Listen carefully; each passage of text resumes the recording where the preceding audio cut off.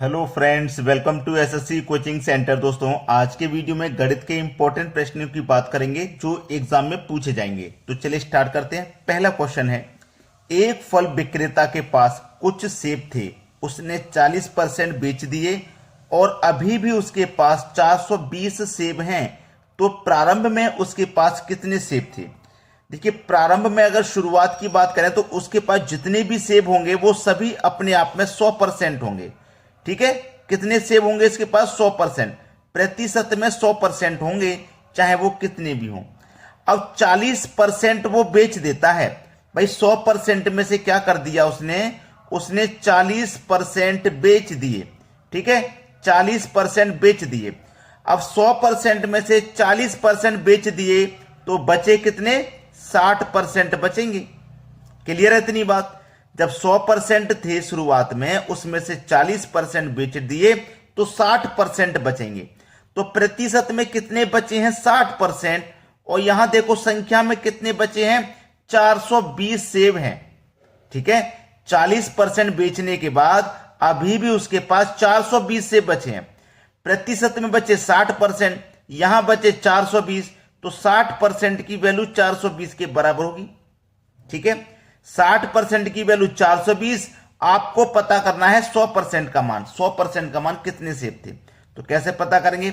इस 420 में इस 60 से डिवाइड कर देंगे। 100% का मान निकालने के लिए 100 से मल्टीप्लाई कर देंगे।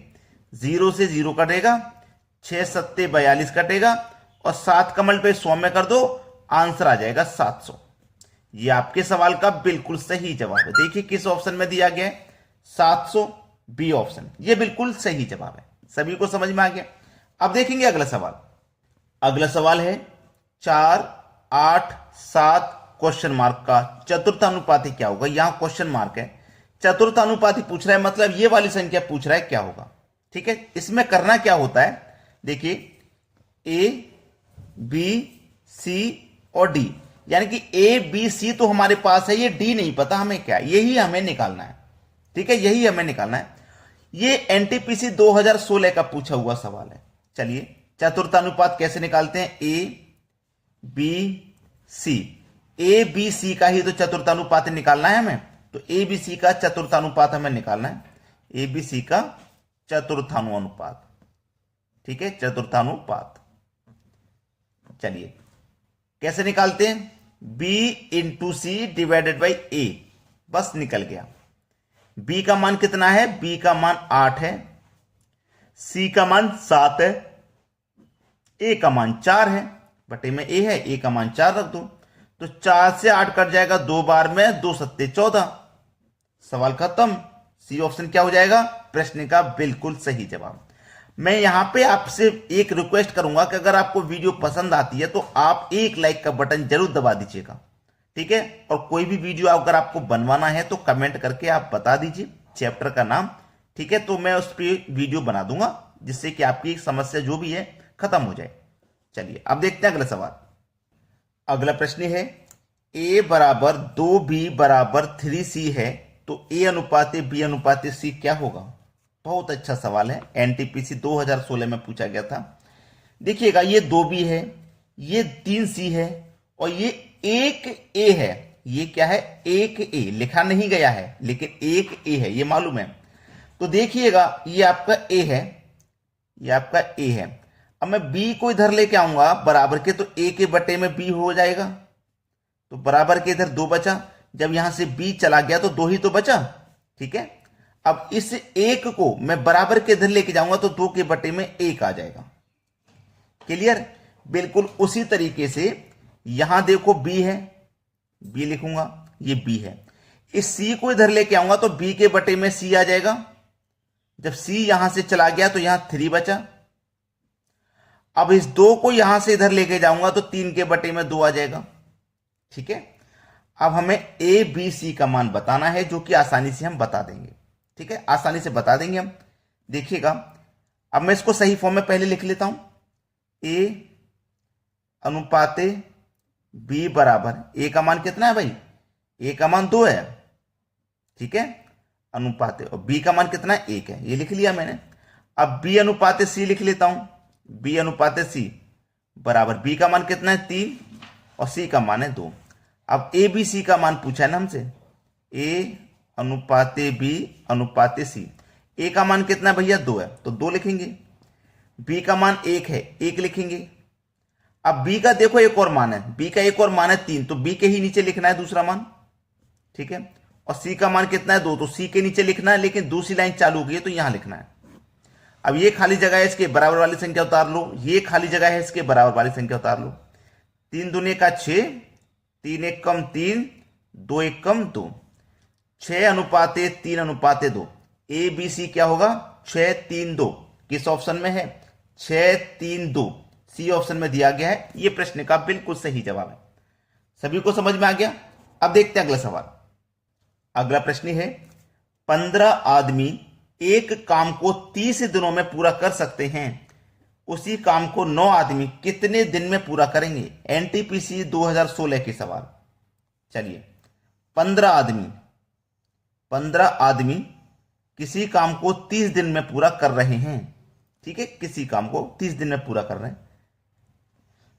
उसी काम को 9 आदमी, कितने आदमी 9, कितने दिन में पूरा करेंगे, कितने दिन में पूरा करेंगे नहीं पता, दिन पता करना है। यहां तो 30 दिन में कर रहे थे, यहां कितने दिन में करेंगे नहीं पता चल पा रहा। बस सवाल को सरल कर लीजिए। देखिए यहां मैं कटाऊंगा, 3 से 3 बार में कटेगा और 3 से ये 10 बार में कट जाएगा, और 3 से ये 15 5 बार में कटेगा। 5 का मल्टीप्लाई 10 से होगा तो ये 50 हो जाएगा, और इधर क्या बचा x, तो हमें x का मान पता करना था। x का मान मतलब कि कितने दिन में पूरा करेंगे ये पता करना था। 9 आदमी कितने दिन में पूरा करेंगे, तो 9 आदमी 50 दिन में पूरा कर पाएंगे, 50 दिन में। बी ऑप्शन हो जाएगा प्रश्न का बिल्कुल सही जवाब। चलिए अब देखते हैं अगला सवाल।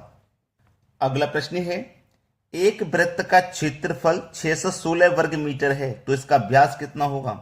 देखिएगा वृत्त का क्षेत्रफल बराबर क्या होता है पाई आर स्क्वायर, ठीक है। जैसे कि मैं यहां पे आपको समझाने के लिए एक वृत्त बना लेता हूं। अगर बिल्कुल बीचों बीच पॉइंट से यहां तक की जो दूरी होती है उसको कहते हैं हम त्रिज्या, ठीक है, त्रिज्या। और इसको अगर हम पूरा मिला देंगे, यहां से लेके यहां तक पूरा मिला देंगे तो ये होता है हमारा व्यास, ये हमारा व्यास होता है, ठीक है। क्लियर है इतनी बात। अब इसी को हमें सॉल्व करना है। हमसे व्यास पूछा यानी कि पूरे का मान पूछा है, पूरे का मान, व्यास मतलब पूरे का मान, और आधा क्या होता है त्रिज्या। तो वृत्त का क्षेत्रफल हम यहां पे निकालेंगे। वृत्त का क्षेत्रफल हमें दे रखा है 616 वर्ग मीटर बराबर पाई का मान 22/7 इंटू आर स्क्वायर। अब एक चीज मैं बता देता हूं, हमारी त्रिज्या का मान कितना होता है आर, त्रिज्या का मान आर होता है। यहां से लेके यहां तक की जो दूरी है वो आर, त्रिज्या यानी कि रेडियस आर होता है हमारा, ठीक है। अगर मैं इसको पूरा मिला दूंगा तो ये दोगुना हो जाएगा ना, तो आर का ये दोगुना हो जाएगा, तो आर का दोगुना मतलब रेडियस व्यास हो जाएगा, ठीक है। चलिए अब इसको हम हल करते हैं। 7 से कटाऊंगा या 22 से कटाऊंगा। चलिए पहले 22 से कटाऊंगा, 7 से तो मल्टीप्लाई होगा। 22 से कटाता हूं, 22 से कटाएंगे। 22 से 616 है। 22 से अगर मैं इसे कटाता हूं तो क्या कटेगा, 22 दूनी का 44, 22 दूनी का 44 कटेगा, 22 त्रिक का 66, 2 बार में जाएगा 44। हाँ 44 तक लग गया, तो फिर कितना बचा 6 और 10 16 और एक 17, 17 में 6 जोड़ देंगे 176 हो जाएगा। तो 22 से 176 कटेगा क्या, 22 से 176 कटेगा क्या, 22 से 176, 22 से 176 देखता हूं। 22 से 11 दूनी का 22, 11 कम 11, 6 11 6 के 66, 11 दूनी का 22, 11 कम 11, 6 बचेगा 66, 11 6 के 66, 2 8 16, 8 बार में कट जाएगा। 22 से 176 8 बार में ये कट गया, ठीक है। अब देखो 7 का मल्टीप्लाई करेंगे 28 से, तो कितना हो जाएगा 7 8 56 का 6, कैरी का 5, 7 दूनी का 14, 5 19, 196 हो गया, ठीक है, 196 हो गया। इधर क्या हुआ 196, इधर बचा आपका आर स्क्वायर, यही तो बच पाया है आर स्क्वायर। अब देखना इस आर को यहां से हटाओगे तो यहां आने के बाद इसके ऊपर स्क्वायर रूट का साइन लगेगा। तो 196 का स्क्वायर रूट क्या होता है भैया 14, यानी कि आर की वैल्यू 14 आ गई। लेकिन आर की वैल्यू आई है ना 14, त्रिज्या की वैल्यू, हमें तो व्यास पता करना था, और व्यास क्या होता है आर का 2 गुना, तो आर का 2 गुना कर दीजिए, यानी कि 14 का 2 गुना कर दीजिए भाई, 14 दूने का 28। सी ऑप्शन बिल्कुल सही जवाब है। जिन बच्चों ने गलती से 14 कर दिया वो गलत कर दिया है, क्योंकि हमको आर का नहीं व्यास का मान चाहिए, जो कि आर का 2 गुना होता है। मैंने यहीं पे पहले ही बताया था आपको। सभी को समझ में आ गया? चलिए अब देखते हैं अगला सवाल। अगला प्रश्न है, एक टैंक को 30 मिनट में भरा जा सकता है। टैंक में एक रिसाव है जो टैंक को 90 मिनट में खाली कर सकता है, तो टैंक कितनी देर में भर जाएगा? बहुत अच्छा सवाल। देखिए, कोई एक पाइप है ए जो कि टैंक को 30 मिनट में भर देता है। दूसरा पाइप कोई बी है जो कि रिसाव है, जो खाली करने वाला है, वो 90 मिनट में खाली कर देता है। अगर मैं दोनों का एलसीएम ले लूं तो मुझे टैंक मालूम हो जाएगा कितना बड़ा है। 30 और 90 का एलसीएम 90, यानी कि जो टैंक है वो 90 लीटर का है। 30 से 90 को कटाऊंगा 3 बार में, 90 से कटाऊंगा 1 बार में। तो देखिए 90 मिनट में खाली कर रहा है ना टैंक को, बी आपका 90 मिनट में खाली कर रहा है, तो वो 1 मिनट में 1 लीटर खाली करेगा, तभी तो 90 मिनट में 90 लीटर खाली करेगा।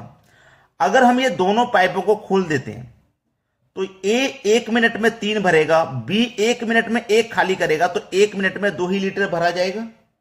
और भरना कितना है? 90 लीटर का टैंक है, पूरा 90 लीटर भरना है। 1 मिनट में 2 लीटर भरा जा रहा है, तो 90 को आप भर दोगे 45 मिनट में। सवाल यही खत्म। बी ऑप्शन बिल्कुल सही जवाब है। सभी को समझ में आ गया ना? तो मैंने पहले ही आपको बताया था कि 1 लाइक तो भाई वीडियोस के लिए बनता है, 1 लाइक तो आप करके जाइएगा। चलिए आज के वीडियो में इतना ही। वीडियो देखने के लिए बहुत बहुत धन्यवाद।